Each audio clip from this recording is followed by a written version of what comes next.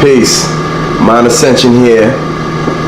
Basically, I want to start off before my brother here starts shooting questions, and we go all over the place because that's what we about. We about source knowledge, divine ascension, and infinite expansion. I want to just say that everything that I speak here right now will be either fact, and if it is my opinion, I will say it's my opinion.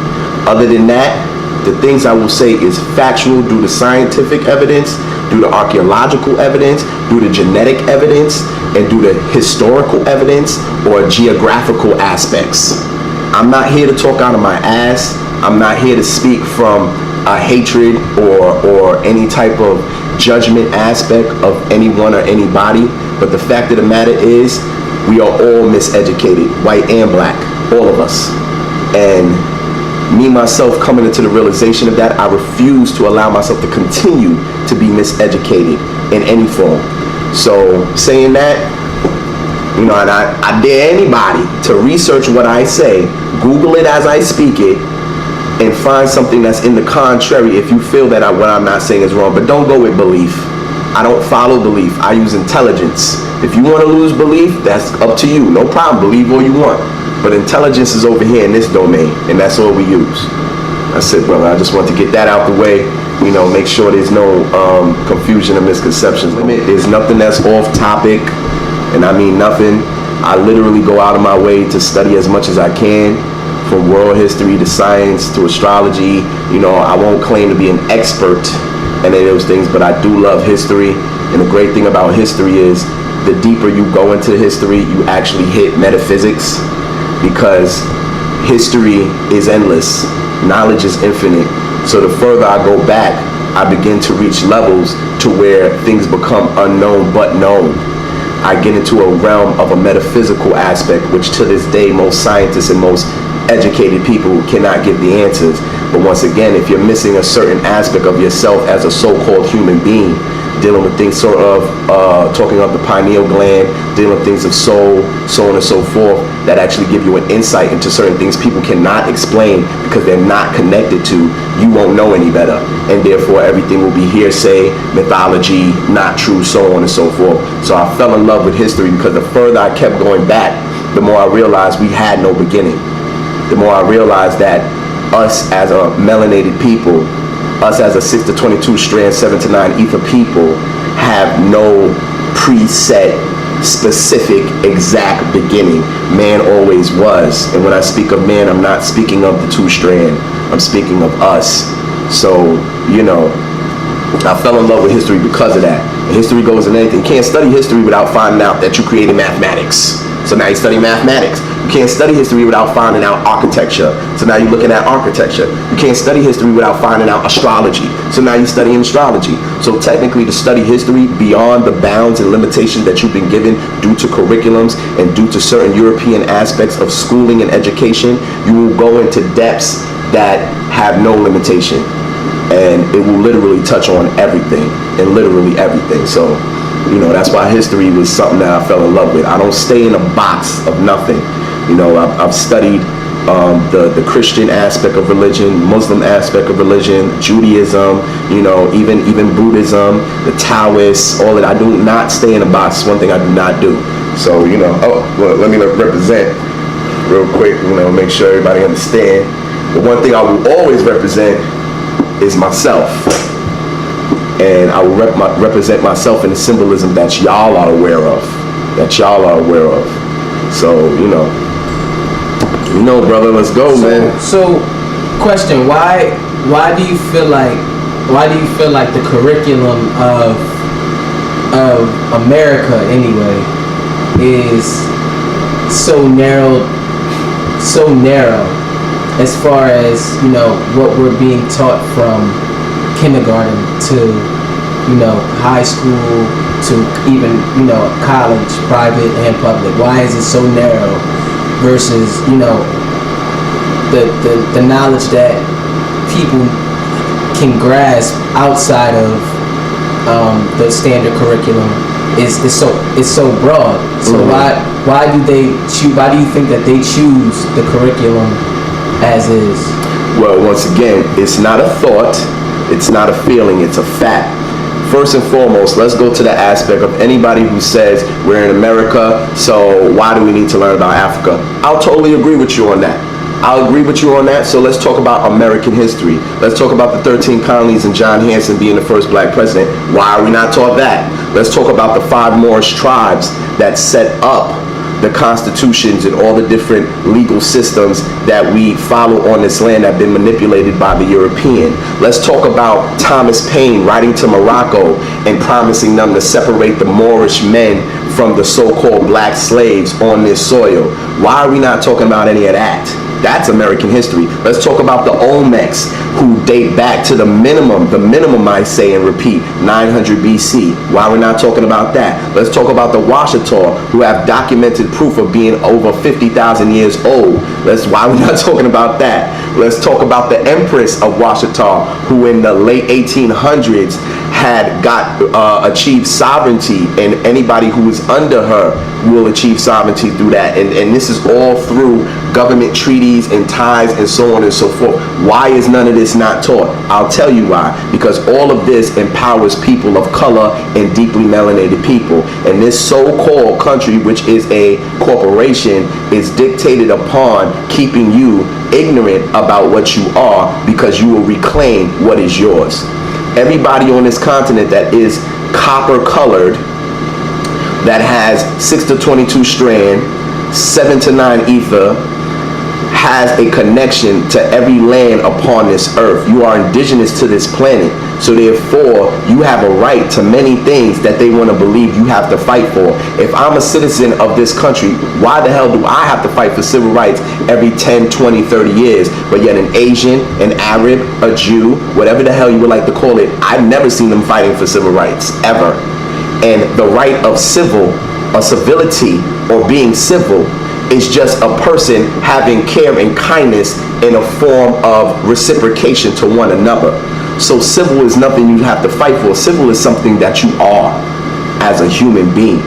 So to that question, it's not a feeling, it's a fact that any small aspect of your empowerment is a threat to this corporation called America. We also have to remember there's multiple names. You have America, then you have United States of America. Let's look at that word of. Of is a conjunction word, meaning it attaches something to itself. So it's the United States of America, meaning America is the superior aspect to the United States. Those are two different entities being conjoined in a sentence. So we don't understand that we're under a corporation. We don't understand that even us ourselves are commodities. Birth certificate, straw man, so on and so forth, etc., etc. I could go on forever in all these different fields and angles due to being on this land called Americas. And by the way, you have north, south, and central. This is our entire continent. You see, these are the Americas. At one time called the Mexum. At one time called Turtle Island. At one time called many names. You see what I'm saying? But due to the fact that we personally, as a people, do not control any information or any education that is taught within our schools and within our institutions, and then on top of that, the fact that our minds have been taken to an extent to where the perception of success is only through the eyes of a European. I can't be successful unless I go to a European school. Mothers and fathers, what do you teach your black children? Go to school, work hard, get an education. Go to what school? Go to any school? No, you want him to go to the best school. What is the best school? What is the prestige school? The prestige school is a European-based curriculum school. And in a European-based curriculum school, why would they teach you anything that would empower or uplift a black mind? They know they are not the owners of this land. They know this is not their land. They are the immigrants. To be honest with you, we can even go into the aspect of slavery where we want to talk about all the slaves brought here and all that. That's another misconception. Not saying slavery did not exist, but what I'm saying is when they got here, there was millions upon millions of damn niggas when they got here. So to bring more niggas to a place there's tons of niggas, that's a little bit not making sense there. And then on top of that, where's the endless ships that was needed? Why isn't there museums of these endless ships? Why is there only drawings of them? I'm not saying it didn't happen. What I'm saying is the degree to what they want to make you believe is not true. And the only reason why they want to make you believe that, because they want you to believe that you, as a so-called African American, so-called Negro, so-called black, have only one place of this earth of origin, and that's Africa. And that's false. That's false.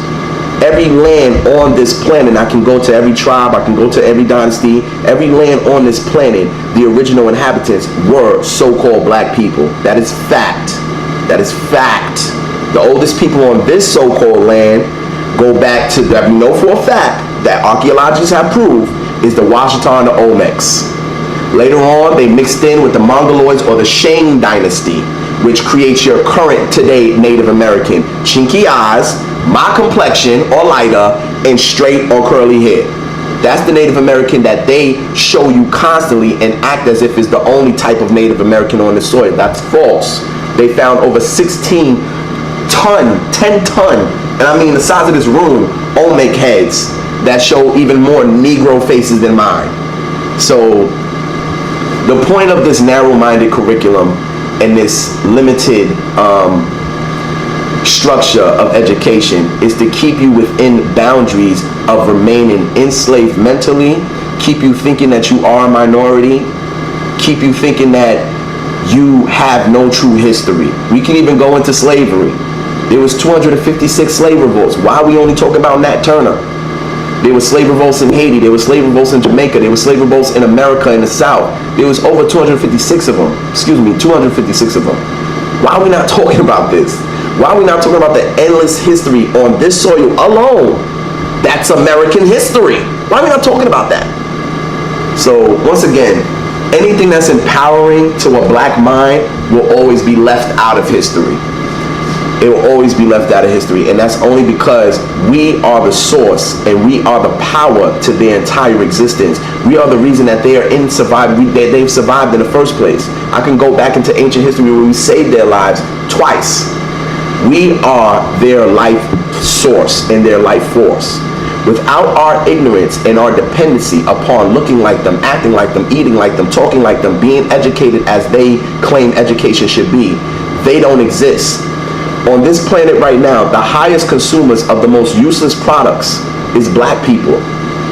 Whether you're poor or rich, as a black person, you buy more than anybody, even when you're poor. Even I've heard the poorest people say they're not wearing Payless. I've heard the poorest people say they're not wearing South Pole. The poorest people, black people.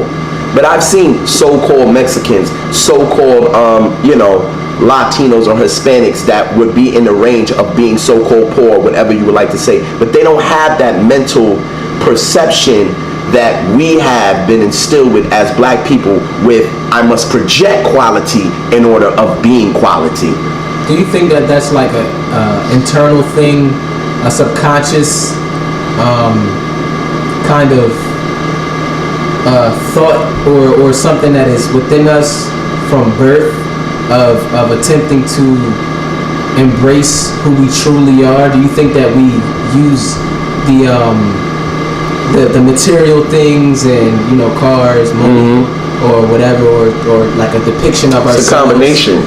Just to give off. It's a combination. I know what you're saying. It's a combination.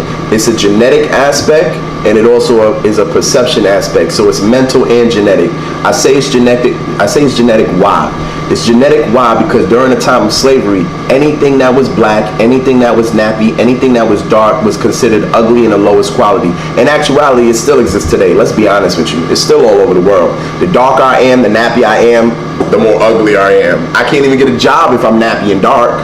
You see what I'm saying? I have to cut my hair. I have to clean shave my face. I have to get nice waves. I have to do all these little, I have to wear a European suit. I have to do all these little things to not connect myself to the ethnic part of my genetics. Here comes the mental. The mental aspect is the constant. First of all, let's see what programming is. Programming is symbolism, repetition, and trauma. What do you see on a daily basis, whether it's TV, newspaper, bus advertisement, whatever you want to say? On a daily basis, you see the success being associated with either light skin or white. On a daily basis, you see the trying to make it, survival getting out of poverty aspect associated with African, dark, and nappy. This is a psychosis and a mental aspect, which is why we're one of the only people on the planet who use material aspects to project quality, not understanding that we are the first people on this planet, fact, for millions of years, not understanding that quality of what beauty was only us at one time because we were the only ones in existence. But now, what's your perception of quality? Young lady, young man, what's your perception of quality? Is it long flowing hair that you can do this with? What's your perception of quality? Is it glimmering green and blue eyes? What's your perception of quality and beauty? What's your perception of intelligence? Is it somebody with a smoking jacket and glasses and a German accent? Is it somebody with a piece of paper that says PhD on it? Where does your perception come from, and who has created it and given it to you to live your life by? That's the question you need to ask yourself. Who's giving you this perception? Who taught you about Jesus? Who taught you that college is the only way to be successful, when you do the statistics in America, all the millionaires and billionaires, about half of them are college dropouts? So that in itself is false. To tell you that the only way for you to achieve success is by their education. I'm not saying no education. Knowledge and education are two different things, and we need to understand the definitions to all these words that we use on a consistent basis. Knowledge is the obtaining of endless information. Education is the training with specific information. Fact. When I go to school, I have to take a major. Well, what's my major? My major is this very specific thing that I will be trained in. There you go. See, knowledge comes in all forms, and you can obtain it all places, all times, everywhere, and it has no limit. I don't do knowledge for 4 years. I don't do knowledge for 8 years to get a doctorate. When you want to become a doctor, you go to school for 8 years. After the 8 years, they tell you, shut the fuck up, take this piece of paper, and act like you better than everybody. But yet, you're the one killing everybody, because people die under your care on a daily basis, and you get no punishment for it. See, where we come, if we knew this, where we come in our ancient times, the priestess or priest did not get paid unless the kingdom was healthy. So that means if there was one sick person in the kingdom, the annual tribute stopped. So what do you think that might propel in the priest or the priestess? To teach that person how to heal themselves. Because as long as the kingdom stays healthy, they stay getting paid. How do we do it today?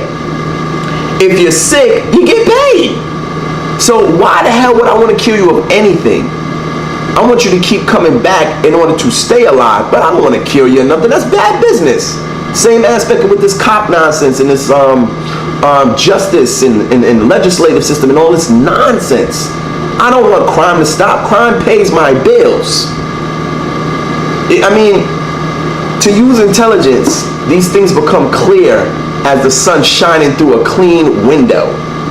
It's clear, but when you use belief, you walking through the most deepest fog like a motherfucker, man.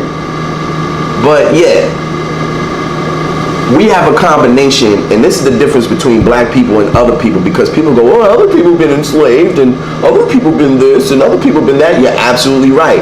But here's the difference. Let's go into it. Black people receive something called Willie Lynchism.